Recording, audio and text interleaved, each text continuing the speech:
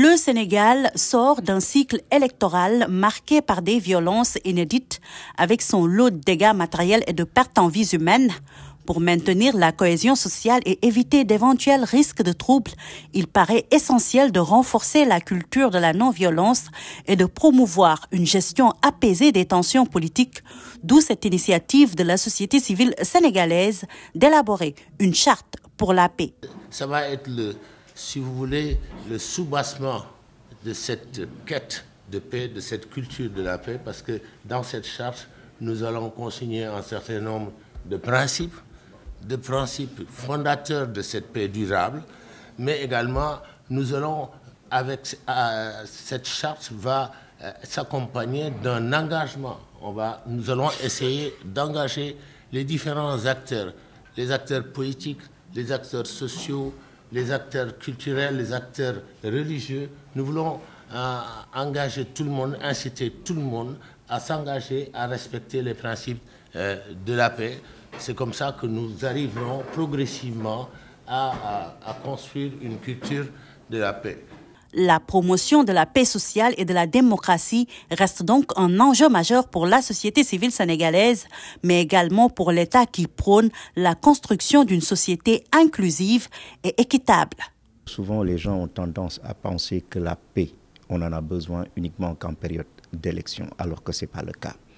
La paix, c'est une quête perpétuelle, aussi bien en période d'élection qu'en période où il n'y a pas d'élection, surtout en cette période où aujourd'hui, nous sommes dans une phase de révision ordinaire.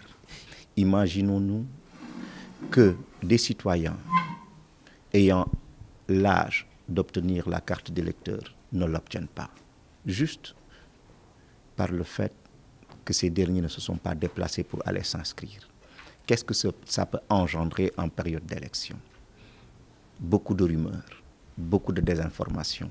C'est pourquoi nous adhérons parfaitement à cette idée de faire une charte de la paix, mais qui va englober la paix dans son grand P, et non seulement la paix uniquement en période électorale. Cette charte constitue donc un engagement citoyen de l'ensemble des parties prenantes en faveur de la démocratie et de la paix sociale. L'initiative entre ainsi dans le cadre du programme de promotion d'une gouvernance démocratique et politique au Sénégal, porté par le collectif des organisations de la société civile pour les élections, accompagné par le Royaume-Uni. Et si c'est un appui à la démocratie, c'est aussi un appui fort à la société civile sénégalaise que nous connaissons est un élément clé de la bonne gouvernance et vraiment un atout du Sénégal. Et nous connaissons également tous l'exemple fort du Sénégal dans la région et mondialement lors de ces dernières élections. Nous espérons que cette charte pourra contribuer à consolider ça surtout sur le long terme. Cette rencontre représente ainsi une étape clé dans le processus de sensibilisation et de mobilisation citoyenne en mettant l'accent sur la nécessité d'une collaboration harmonieuse.